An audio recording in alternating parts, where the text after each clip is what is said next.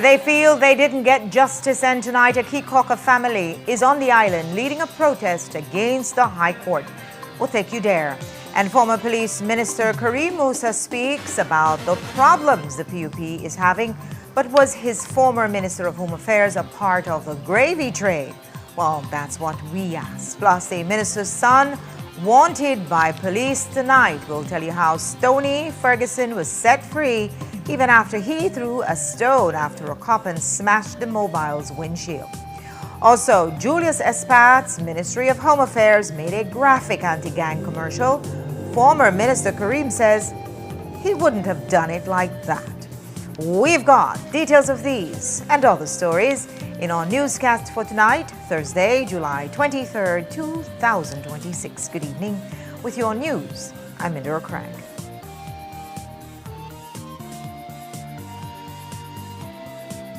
Altoona is one of the most visited Mayan city up until lately. The adjacent communities have collaborated together to see how they can get a space here that the wood carvers could actually market and sell their product. Not having the POS machine in the past, we have lost a lot of sales. Atlantic Bank helped supported our business, giving us the opportunity to get the POS machine. Now with the POS machine, we are able to do more sales, and that will, also bring more, finance to our families. Atlantic Bank, building the future together. Electronic invoicing, e-invoicing, is bringing a secure digital upgrade to GST-registered businesses in Belize. Here is how the process works. Your business generates an electronic tax document, ETD, like your everyday invoice or receipt electronically. The ETD is securely transmitted to the Belize Tax Service through Vertex Belize, the national digital platform for e-invoicing.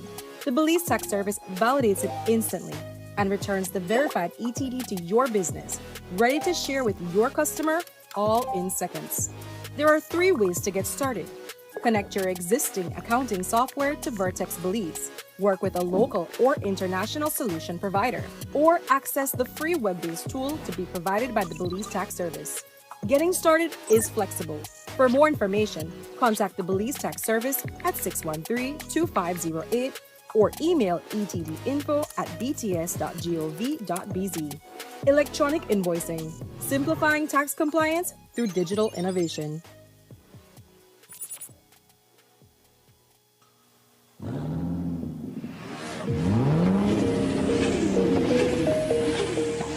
Rev up your engines at Puma Energy and get ready for an exciting chance to fuel, fill, and win.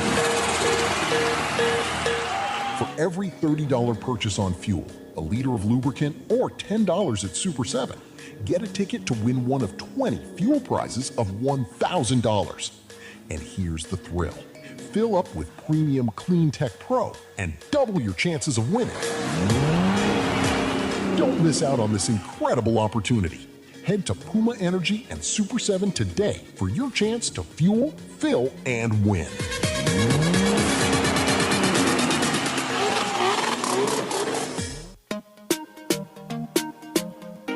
Smart for everybody. Smart leading everything. Smart give you everything. Smart offer everything. Smart give you everything. North to the east and the south and the west. Smart are the best. Darling, double up my data and give me all the text. In fact, give me a plan for my family. Unlimited calls, so me like it. And Smart make everybody feel happy. Bringing people together, me want it now. Smart got love for everybody. Me want my Smart plan.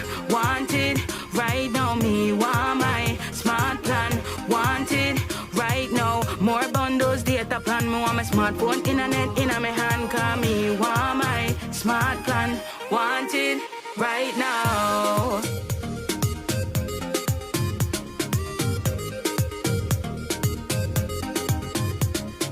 Smart. Stay connected. Stay happy.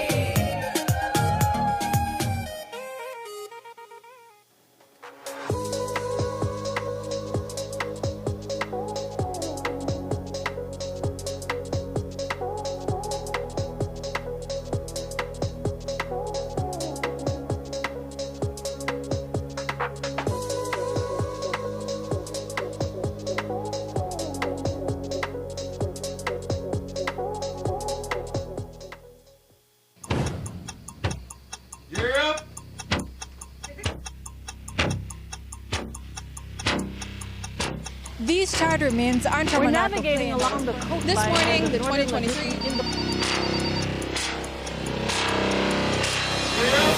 Good evening. Good evening. I'm Sharice Halsell, And here's what's ahead for you on 7 News Tonight. We've got details of these and other stories in our newscast for tonight. Good evening with your news and the Durcraft. Please, you're watching the Nation Station, Channel 7.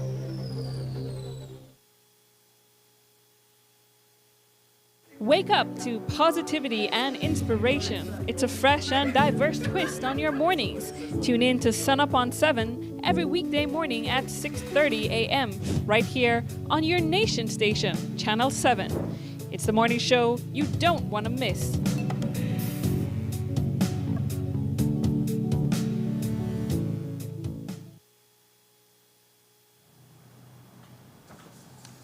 As we have been showing almost nightly, a cluster of politically connected companies have been supplying rations to the BDF from 2020 and profiting handsomely from what our analyst shows are overpriced products. Today, the press asked Minister of Immigration Karim Musa what he feels about the recent negative exposure and the patronage patterns it's exposed. Do you frown on the revealed familial and political ties between some of your cabinet colleagues and these suppliers? I think you're referring to the case of the Miras. There's a case of the Miras. There's a cabinet secretary now, the prime minister's brother. We could go on and on. Yeah. So again, that is something to be determined by the Auditor General's findings. But I guess we can speak on the Mira issue, but those are companies that were incorporated long before the Miras, the minister actually became the Minister of Home Affairs, and they were supplying to the government, albeit not at that very large scale. So those are established companies that were Farms was registered under the PUP administration during the time. I'm not sure, but from what I understand, I think it had a name. Before. Mira Produce? I don't know what it stood for, but the same individuals changed the name of the company to MP Farms, but it was something before that. I don't know though. But do you support that sort of business? I support transparency, Paul, and where we go from here is extremely important. And so putting out the bid. So if the Miras are offering the same vegetables at a lower cost than say Seaview or Brody's or whichever other vegetable supplier, then we should go to the Miras, but at the end of the day, it should be published for transparency purposes. When you were at Home Affairs, was the sub 10K payment practice being used, and under what circumstances? I think it happens in every single ministry, Joe Marie, but I certainly don't think it was on any large scale. It would be for individual cases. So again, that is something you'd have to ask the Minister of Home Affairs.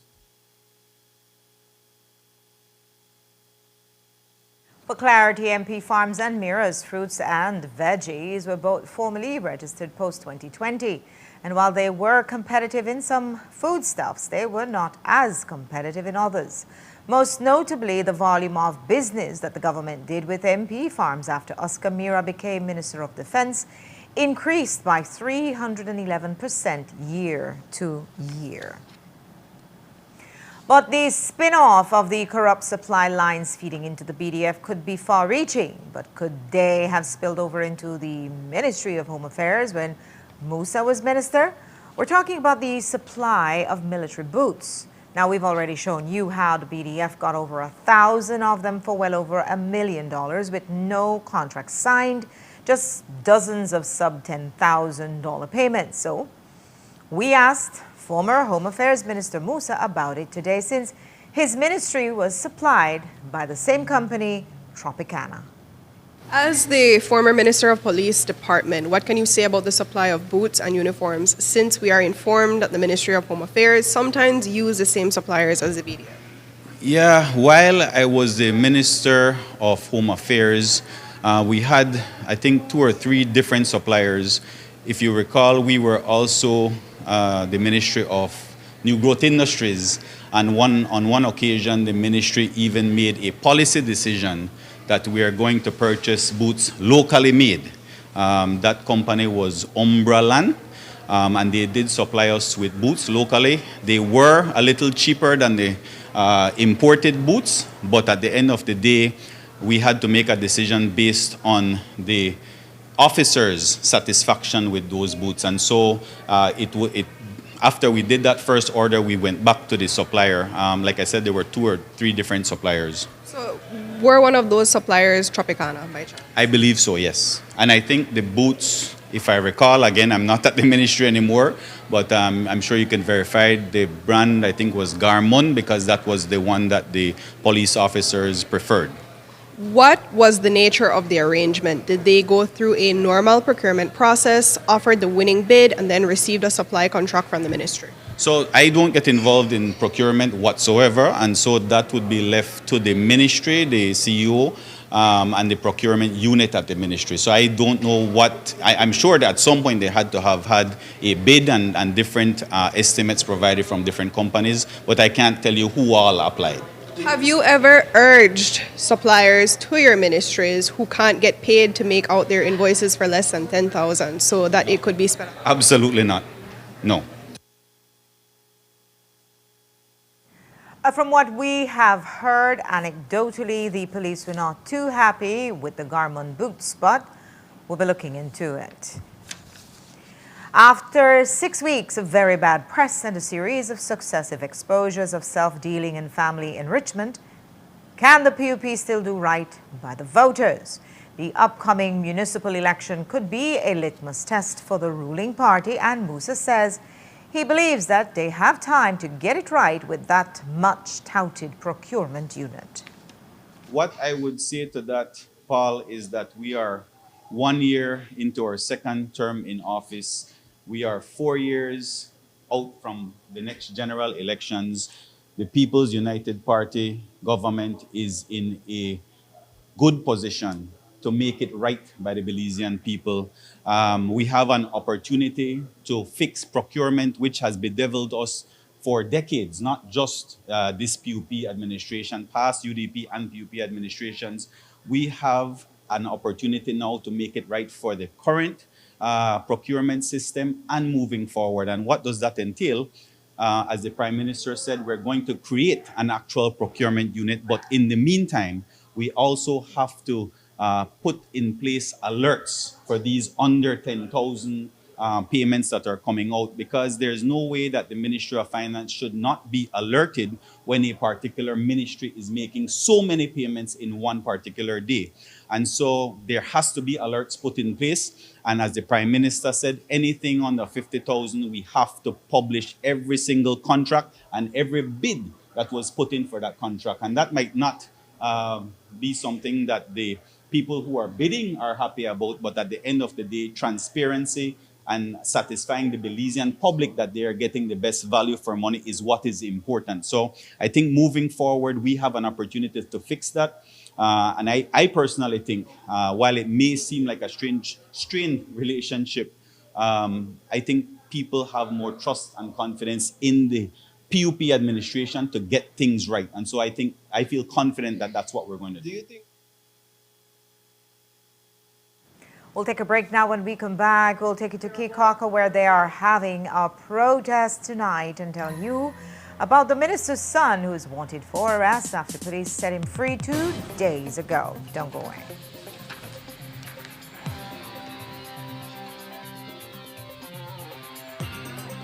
Are you looking for financing on equipment, machinery, vehicles, parts, or tools for you or your business?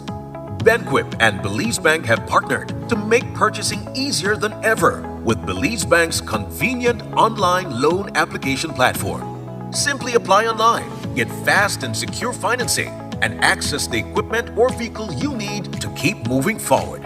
Even better, use the promo code when applying and enjoy a special promotional interest rate exclusively for Benquip customers. Whether you're upgrading your fleet, investing in new machinery, or purchasing essential parts and equipment, now is the perfect time to make it happen. Visit Benquip today and ask about Belize Bank online loan financing. Nokshe Adventure Park came about from the birth of COVID. Everything was on pause for tourism. So we decided, let's do something different. We got 10 bikes, 10 ATVs, and we were just doing ATV tours. Shortly after, we were approached by the cruise lines. We agreed to work with them, and from then it just started growing. We set up the chocolate tour first, and then from there we went into the culinary experience at the different Mayan cultures. We have like the gift shop, the cooking class, the shaman, and the healing, and it just all came together. When you reach a certain point, you need investors, you need partners to come into your business. Atlantic Bank just make it easy. Even my 7-year-old could do it. Atlantic Bank, building the future together.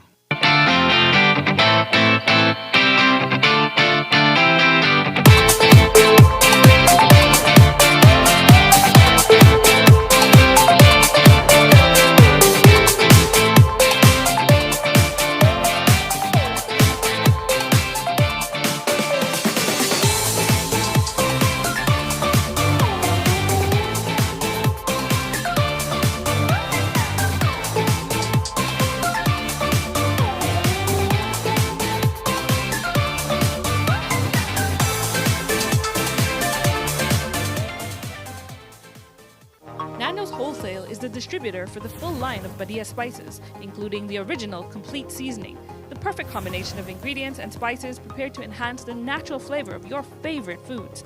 Also, cinnamon powder for all your desserts, fruits, and beverages, and as special dishes. All these are available in commercial sizes or restaurant packaging. Nando's products are available at your local retailer or contact us at 222-5000. From Corzal to Toledo, Nando's is proud to be serving Belize as its #1 wholesale distributor for over 35 years. Belize is introducing electronic invoicing, or e-invoicing.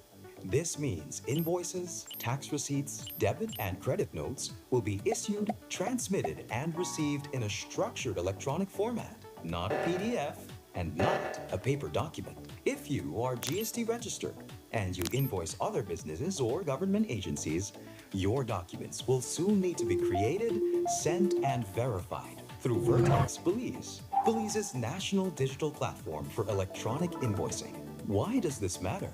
Because it makes tax reporting faster and simpler. It reduces fraud and ensures every transaction is transparent and secure. The e-invoicing rollout will start with large GST registered businesses, then smaller businesses over time. For more information, contact the Belize Tax Service at 613-2508 or email etdinfo@bts.gov.bz. Electronic invoicing, simplifying tax compliance through digital innovation.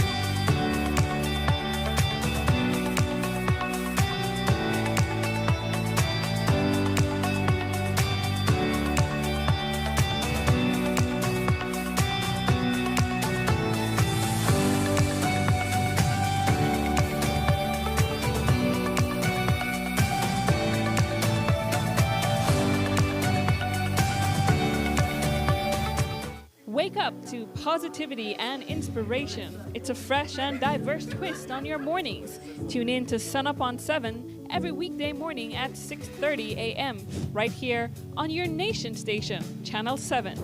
It's the morning show you don't want to miss.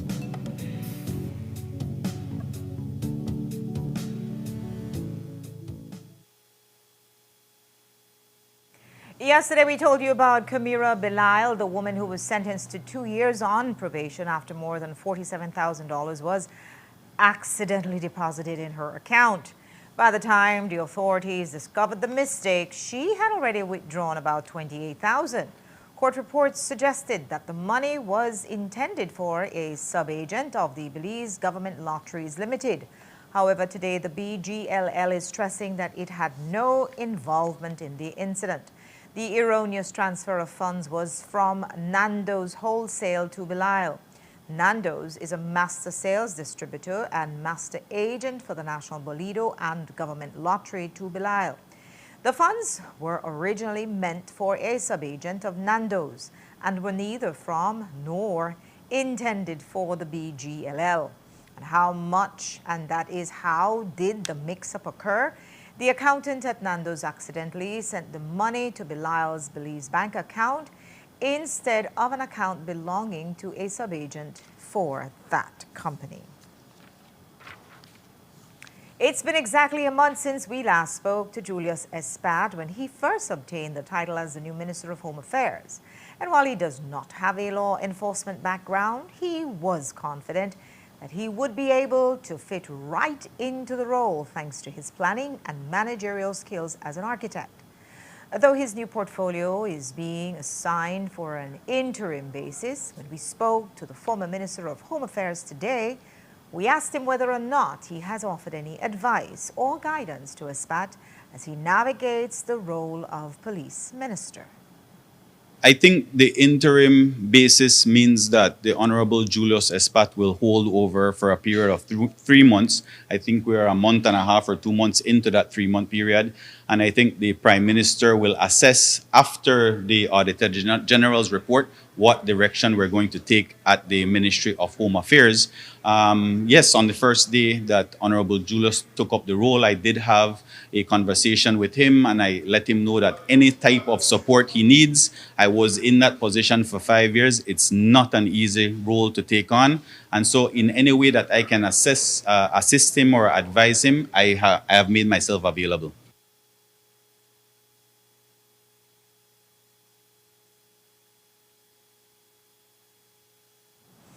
And while each minister has his own style of leading, many taken aback by the new commercial produced by the Ministry of Home Affairs urging at-risk youths not to join gangs. We asked Musa if he had seen the commercial and he shared with us his thoughts. When he took on Home Affairs, they launched an aggressive public awareness campaign encouraging young people not to join gangs. In doing so, they used a lot of graphic and sensational visuals and of hyper-violent events, and they offered those as a deterrent to young people and children living in gang-infested neighborhoods. What was your reaction to those? That's a tough question, Jo Marie. I would not have done it, and I know that different ministers and CEOs have a different style and a different strategy, and so I don't want to be extremely critical of it because in some instances, some people can say that they appreciate the messaging that at the end of the day, you either end up dead or you end up in jail, and so you should not choose a life of crime. But personally, I didn't like the graphic or the images of it, and I personally would not have gone with that. So you don't think it was an effective form of deterrence for the target? For me, no, but then again, you have to ask the public whether that was effective. But for me, no. For the past 2 nights, we've been following the saga of Tony's Barbecue, which is being moved from the Belkin Bridge. The City Council is a big part of the move to a new location, and today the Deputy Mayor told us that the Council is scheduled to meet with the owners next week to finalize everything. I know Mayor Wagner has made a commitment to Mr. Tony and Ms. Beck that they will meet next week. I know they are exploring a number of locations, and I think one specific one being on the Freetown Reserve. But I can't speak to the specifics of that arrangement as yet, as we have an impending meeting with them and our technical team, like our city planner, our city engineer, and so that we could have a holistic look at the proposal. And then I'm certain that once an official decision is made in terms of their new location, that would be made to the public.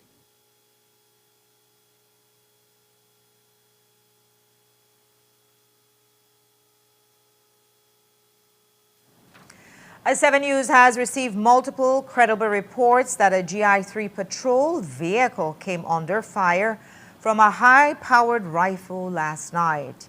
It reportedly happened during a police pursuit of a private car in the Police Street area behind the foam factory at around 1:50 a.m. No one was injured, but police officers we spoke to expressed concerns because the shots were fired directly at the patrol from a .223 pistol.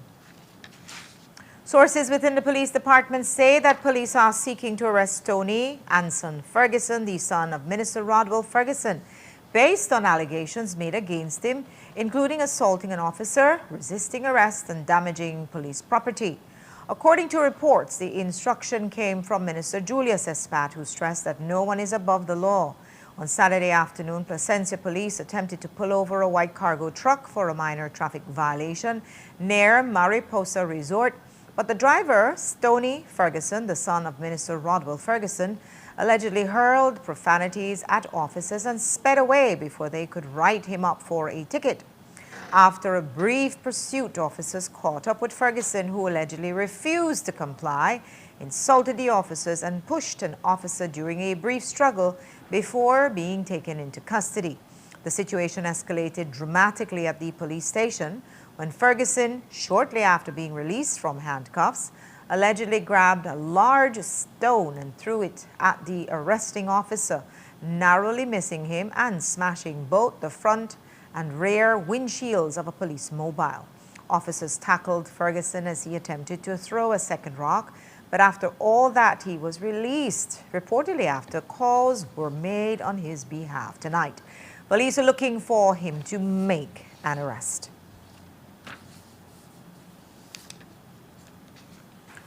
We'll take a break now. When we come back, we'll have more news. Don't go away. The success of my business means a lot to my family, especially my brother, because his legacy making butterfly art collages. It was very hard for me to receive payments. I had to go directly to meet the person I'm purchasing from and who I'm selling to receive payment. Because I opened my business account with Atlantic Bank, now I can make and receive payments online, and this has made my job much easier. Atlantic Bank, building the future together. The next station is not just a place, it's the vacation capital of the world, the Mexican Caribbean.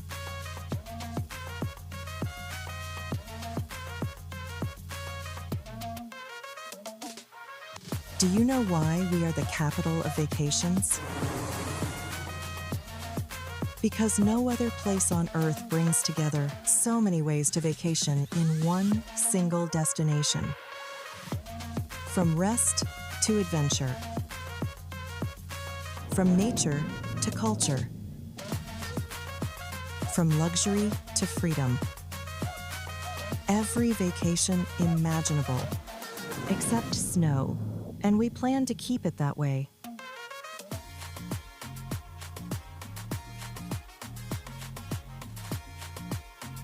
Mexican Caribbean, the vacation capital. If you're tired of the baking in your house with daily cook go wawa fan and finally realize that the time to get yourself a good, durable, reliable fan, contact Myers Panel website or social media. Myers going to hook you up with one of their 18-inch heavy-duty tripod fan where might could even change your life as they keep you cool in this hot Belizean weather. Yes man, because their 18-inch heavy-duty tripod fan from Myers not just could blow your lip back way, they might could blow away your mind if you say blow away the toxic konomono out of your life and the bad vibes out of your house. Order your 18-inch heavy-duty tripod fan from Myers website or on their social media, and Myers going to ship out your fan anywhere countrywide ASAP. Not believe me? Visit myerselectronics.bz right now to order your fan today.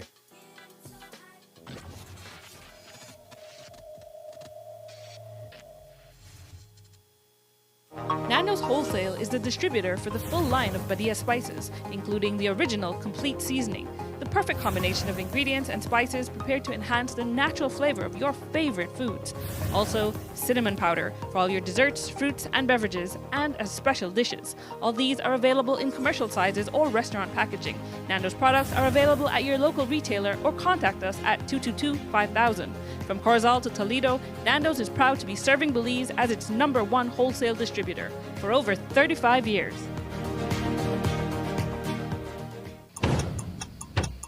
You're up.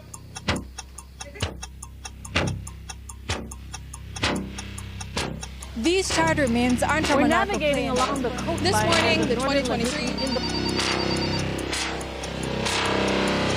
Good evening. Good evening. I'm Sheree Culsel, and here's what's ahead for you on 7 News tonight.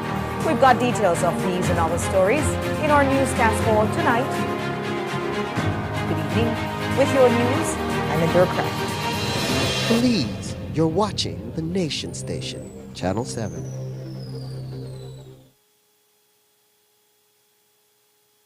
Wake up to positivity and inspiration.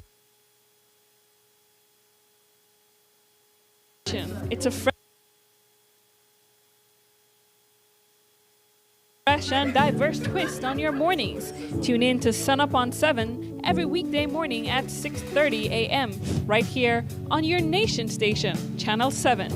It's the morning show you don't want to miss.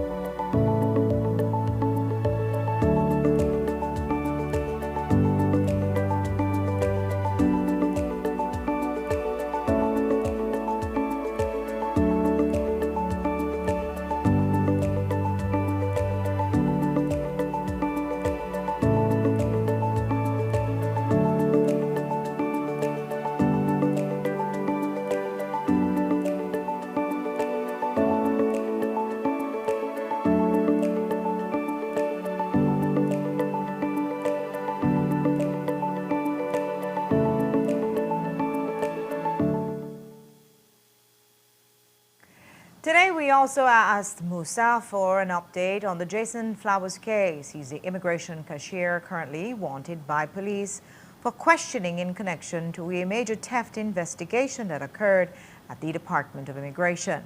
Musa shared that they learned Flowers isn't even in the country. The employee of the Immigration Department who remains wanted. Can you update us on the So the investigation has completed at least the initial phase of it from an internal standpoint, meaning the Ministry of Immigration or Finance Officer has given a statement to police, and that is what prompted police to issue the warning poster for Mr. Flowers. We have information that he is currently in the United States of America. He has been dismissed from his work as an immigration cashier. So he's no longer in the employment of the government of Belize. We have enough information to charge him based on some of the invoices, some of the canceled reverse invoices. But in terms of the entire scope of the scheme that he was operating, we have requested the Auditor General's ministry to come in and do a proper audit. We want to get it right out of the gate. And so that will give you the full scope of it. I can confirm also that the Auditor General's Department is already at the ministry carrying out the investigation. So at the conclusion of that, we will have every single invoice that was reversed by him and or others taking part in this scheme, and then we'll be able to levy all the charges at that point. And in his capacity as Minister of Labor, we also asked Musa about BEL's case involving its former retired employees. They have been waiting well over 2 months for a response, and Musa told us he will intervene if needs be to speed up the process. BEL, they said over 2 months of labor. They said over 2 months ago that they were going to file papers at court seeking clarification. And that had not happened. Is that too long to have our elderly farmer workers waiting? 100% that is wrong, because they had told me in a meeting that it would only take a month. And that was, like you said, about 2 months ago, that they were going to file the papers for a declaration in the High Court of Belize within that month. And so that has gone way over the month. And it should not be the case that we're waiting so long for a judicial determination in a matter, as you can see, where there are a lot of elderly, a lot of sick in the or former workers of BL. And so I believe that that matter, I will press certainly from my end, from the ministry's end, for BL to take the action so we can have a final determination of that. On Tuesday, we brought you a portion of the consultation for the proposed new Broadcasting Act. It seeks to enforce government oversight and licensing requirements even for online broadcasters, streaming services, and social media content. Today, we spoke to one attorney who also doubles as an owner of a news and entertainment Facebook page, and he explained that the law is draconian. Orson Elrington told us if the bill is passed, he will apply for a constitutional challenge, is what he said. That piece of legislation is what I believe to be the most archaic and asinine piece of legislation I have seen any government ever try to implement. It is draconian, it makes absolutely no sense, and it is clearly an attempt to chill and to murder any attempt by citizens to voice their opinions on the internet. Courtney, the Belize Broadcasting Authority, and why broadcasters historically needed to get licenses, because as you would know, that radio and TV, there are limited bandwidths.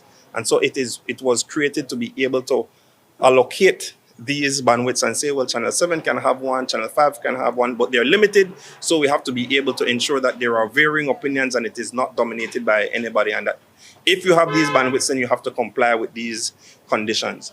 Now, what the government is seeking to do is to implement a piece of legislation that no other country has done. No other country has taken these type of draconian and drastic measures to try to silence the opinions of the people.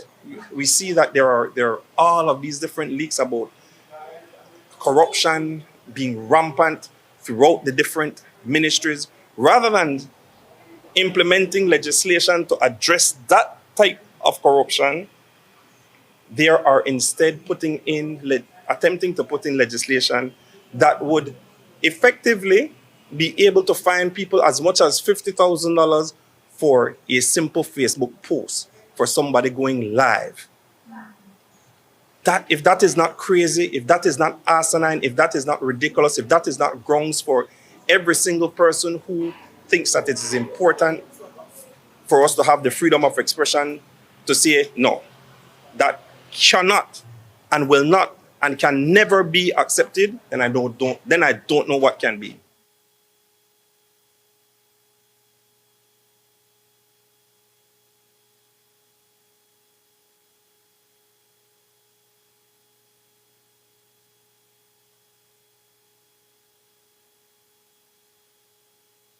Persons went to court today on a defamation case due to comments they made on Facebook. According to Orson Elrington, the attorney for the second and third defendants, his clients denied that the comments were defamatory. In court, however, Cecil Ramirez, who represents the first defendant, Sharon May Rojas, argued against a contempt of court application, stating that the documents served to Rojas had the wrong last name. At the end of today's session, it was agreed that the matter would go to the Judicial Settlement Conference. Elrington told us more. I think that there was an application for contempt of court. Essentially what that is that there was a application only against the first defendant, that there was a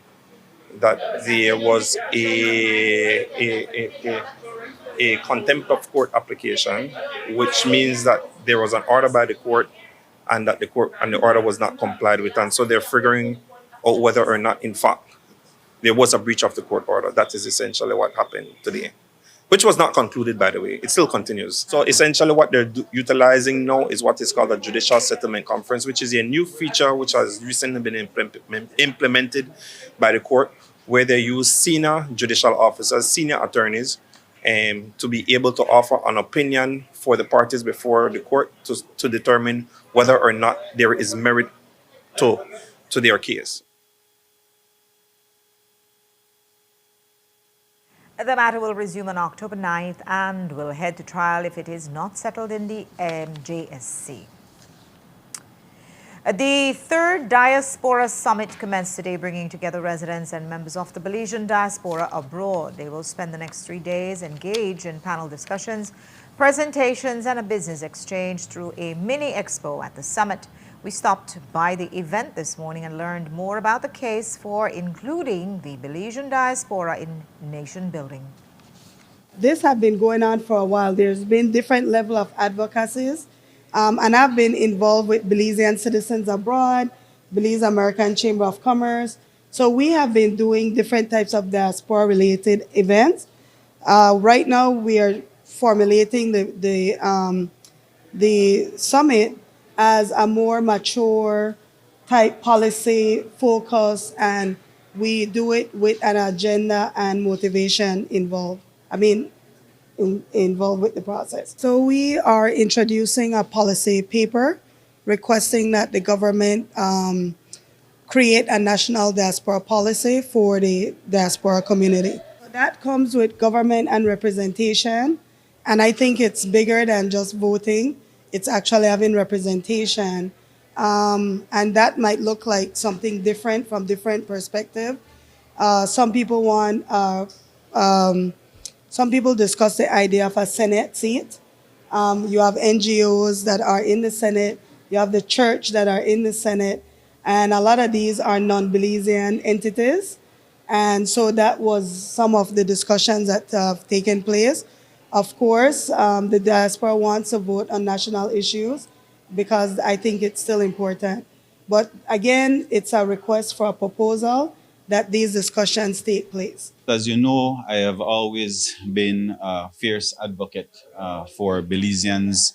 No matter what part of the world you happen to reside, at the end of the day, you are Belizean regardless of your address. The world has become so interconnected that you can now have meetings virtually any time of the day, can contribute in any kind of way to the development of our country. And if it is one thing that I have learned, having studied abroad, is that Belizeans not only miss their homeland, they also want to help to develop it. And so in whatever capacity that I can assist in reversing the brain drain and actually creating a brain gain for Belize, I will do my part. As you know, from the Ministry of Immigration standpoint, we have had 2 mobile hubs this year, one in Houston and one in Miramar, Florida, both extremely successful. There was one occasion where a young teenage girl actually cried in the Prime Minister's arms when she received her nationality certificate. It was a truly heartwarming experience for me as immigration to see that there are so many Belizeans, young Belizeans, who want to come back home, who are interested in coming back home. And so we plan to do more of that. The next mobile hub will be in Illinois in August of this year. So we're very excited about all of this.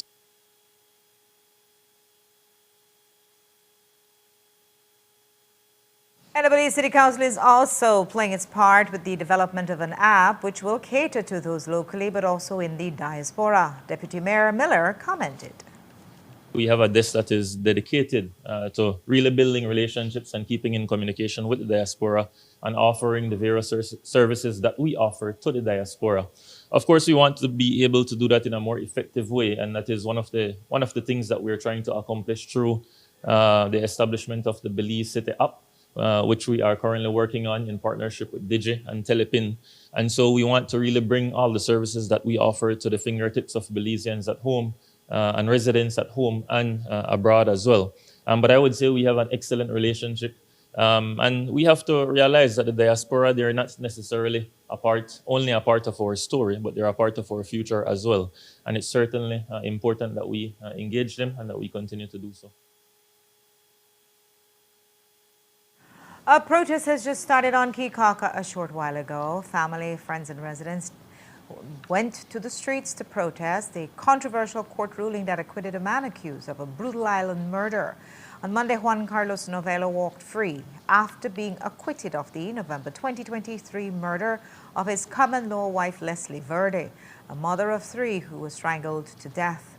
That decision has triggered an immediate outpouring from Verde's family, who say the justice system has failed them.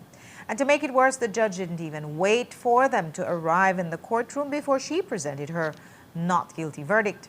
At 6:30 p.m., that frustration turned into direct action as island residents gathered to vent their anger and frustration at the court and the presiding judge, Justice Candice Nanton. Jaleesa Roberts is on Kekauke and has this report. In about half hour, Kekauke residents will protest here on these streets. What they're protesting, you might ask? Well, it's the murder of Leslie Verde.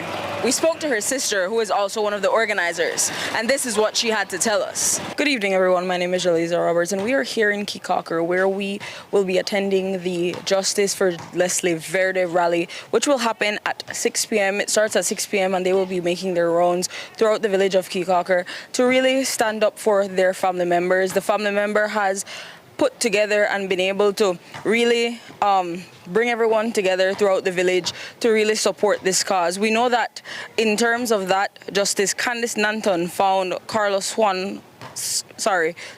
Juan Carlos Novello not guilty of murdering his common-law wife, Leslie Verde. And so we know that the judge did not give any oral reasons for the acquittal in the court, stating that a written judgment would be given at a later date.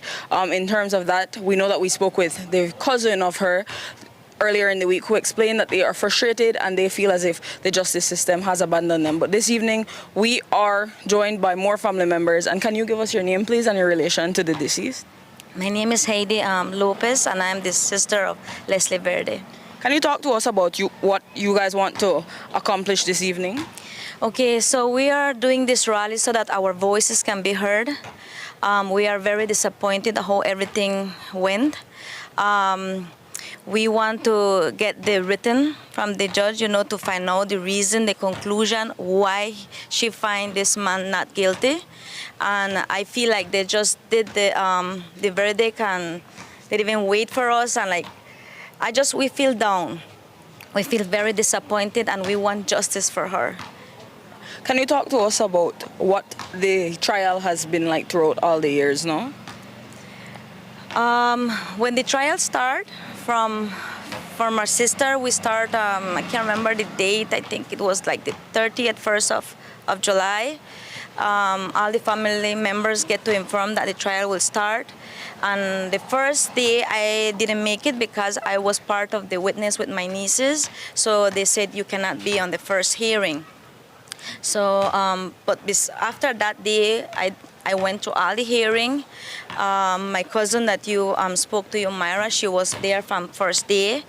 Then everything that came to the court, like with the evidence that they had, they have video footage, they have the doctors, what he said, that she was murdered and all those things, everybody how they found her. The thing is that they bring all those evidence.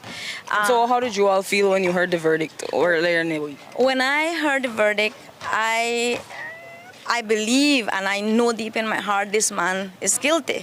Where we live is like a dead end. There's no more streets, there's no more anything. There's just one street to get to that house. And everything to me accused this man. The video footage doesn't have no one else coming up and down from that house than him. Do you feel as if the justice system has failed you guys? Yes, we feel that they had failed us. They told us that the verdict will start at 3 p.m. And since we have been to court, they have started exactly the time that say they will start. So when we arrive, we get surprised that they're already giving the verdict. The prosecutor take us to the office, and I was like, because every time we go, he take us to the office, to inform us how things are going. So I thought maybe he was going to say, let's wait here for the time to come or something. But then he says the verdict has been given, and I was like, what? I was surprised, and I asked him what was the reason if the judge said the conclusion why she said this man is not guilty. But he says no. And I said, did she give a date? He says, no. And I was like, why? The family need answers too. You know, if you make a decision right away, it's because you already have your answers. And this is what the family are asking. We need answers. We need to know the conclusion you get why this man is not guilty. What call are you all making to the justice system? We want the written statement from her stating why this man is not guilty. What has life been like since your sister was murdered? It has been hard. I am her only sister that has been with her since she was born. I was like a mother to her. We were sticking together. I can't remember arguing with her or nothing like that. When she passed away, I was the one that went through with my nephews and niece all the pain, you know. I was the one that was there when my nephew wake up 3 o'clock in the morning, 2 o'clock in the morning, asking for his mom. And then I was always trying to find words to comfort him. But I know there were not enough words to comfort him. And we have been going through this for a long time, you know. Every time Mother's Day comes, any event comes, this children's life changed completely because her mom was the one who actually had them with her living, you know. And when she passed away, when this happened, they start a new life, you know. Everything changed. Everything changed.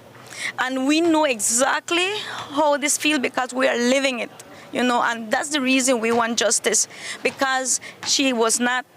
There were rumors saying that she killed herself, but when the doctor said no, someone did it. That's the reason we want justice, because we know she was murdered. And that's why we are fighting for justice. And we feel, and all my family feel, that the system has failed us. There are no jury in the court. There's just one person that makes that decision, and it's the judge. All right, and so that is from the sister of Leslie Mendez. And so we will be speaking with them a little later. So that brings us to speaking with the sister. We'll be speaking with them a little later, and we'll be hearing from other family members. And we'll also be here to really cover the entire demonstration and the protest that will go on throughout the village. And so we're inviting you that if you are here in Keycocker, come out to the basketball court where they will begin, and then they will be making their way through the village. And so again, my name is Jaliza Roberts, and we are here for a Justice for Leslie Verde protest that will be happening at 6 p.m. We'll be having a full report on this protest tomorrow. Turning back now to Belize City, earlier you saw Deputy Mayor Millenette working at the Diaspora event. But right now he is in campaign mode for the PUP's mayoral candidacy nomination. We asked Musa about the upcoming City Council convention to decide on the Belize City slate from parties. Again, we asked him who he is supporting, and he happily shared the name of his divisional nominee with us. I support a gentleman by the name of Kirkland Smith. He comes out of Caribbean Shores, a career educator. I fully support him and endorse him. I've answered this question already as it comes to Elud and Alan, that I think that these are two of our very best young people, very impressive in terms of all that they have done, all that they have achieved in their young political lives. And as I said on the last occasion, we in Caribbean Shores will leave it up to the delegates, because this is a democratic process. I will not impress on them, any of the delegates, on who I think that they should vote for. My focus will be twofold. I consider myself to be somewhat senior in the party, that after the convention, my role is to propel whoever is victorious to become the next mayor of Belize City and do my part. And at the same time, celebrate the person that loses, uplift them, encourage them, because I think that whoever loses has a lot to still offer in politics. Though a date for the convention has not been set as yet, Miller says the council is shaping up pretty well as they prepare to go to that convention. I remain excited about the convention. The People's United Party, they're still going through the internal process of really preparing for the convention. And so there has not been a firm date announced as yet. But that does not mean that us as candidates, we're not starting to work behind the scenes, no? And so that is what I'm focusing on at the moment until an official date is released by the party. and an official list of candidates who will be participating in the convention following the vetting process, which was completed a few weeks ago. We also asked Miller about the latest $46 million bond offering, which the City Council is proposing. That sounds like a tall order for a council whose annual net profit is under $1 million. Miller explained the purpose of the big bond offering. I would not want for anybody to get the idea that we're taking on $46 million in new investment. We had over $20 million worth of existing investment. And so what is happening is that we are reprofiling that, meaning that we are turning it from short-term investments, 1 to 2 year investments into the city, into longer-term investments, 5 to 10 year. But as a part of that as well, we're also taking on some new investments. And that has been going well. I think we have been doing a good job of encouraging the public and private sector to invest in Belize City. As you know, it is one of the most attractive offerings on the financial market. There is a lot of liquidity out there in the market. And I think the Belize City Council has effectively managed our municipal securities offering over time.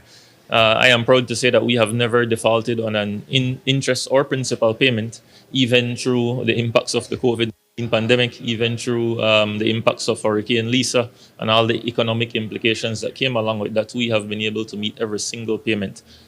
We continue to do what is necessary to build our interest reserve fund and our sinking fund, and those continue to be managed properly as well. And so I'm happy to report that that has been going well. And in addition to managing investments, Miller also spoke about how they are managing the sargassum issue in the city. At times, the sargassum accumulates along the seawall, affecting businesses within that perimeter. Miller explained what their cleanup strategy looks like and the machine power they have been using. I think that is being done on a needs basis. As you know, we do have some kind of forecast that we receive through the National Sargassum Task Force. They have a specific tool that really gives them a heads up of sorts or a warning when there will be significant sargassum coming into Belize City. But of course, it's on a needs basis at this time. As you can imagine, we don't have specialized equipment of our own to take care of these things. And so it does come at some cost to us. But this is a problem that we are preparing ourselves to be able to tackle in the future. I don't think it's a problem that will go away. In the first instance, given that we did not necessarily foresee that we would have to tackle this issue, at this very moment, we entered into a rental arrangement with, I think it is the Holchan Marine Reserve. And again, that rental arrangement was simply to clear whatever sargassum was there. And so I think that has been effectively done at this point. In the immediate future, I assume that will continue to be the arrangement, but I do know that we're working on some special adaptations to excavators to be able to effectively remove them using excavators in the future. And that is one of the things that the National Sargassum Task Force recommended to us, that they have applied in different areas across the country that has served them effectively. And so it is one of the solutions that we are thinking to explore. How much was that operation to remove the sargassum by a marine parade? The initial cost, as I recall, it was about $10,000. And that was for a 3 to 4 day operation. And that really covers all necessary costs, the rental of the machinery, its team as well. But of course, there are additional costs that we had to incur in terms of rental of certain equipment, including dump trucks, etc. And of course, the fuel costs and that kind of thing. And that's all we have for you for our newscast tonight. Thanks for watching. With your news, I'm Indira Craig. Remember, you can find a full transcript of the news at 7newsbelize.com and see our streaming video on our Facebook page. Have a great evening. Join me back here tomorrow. Have a good one.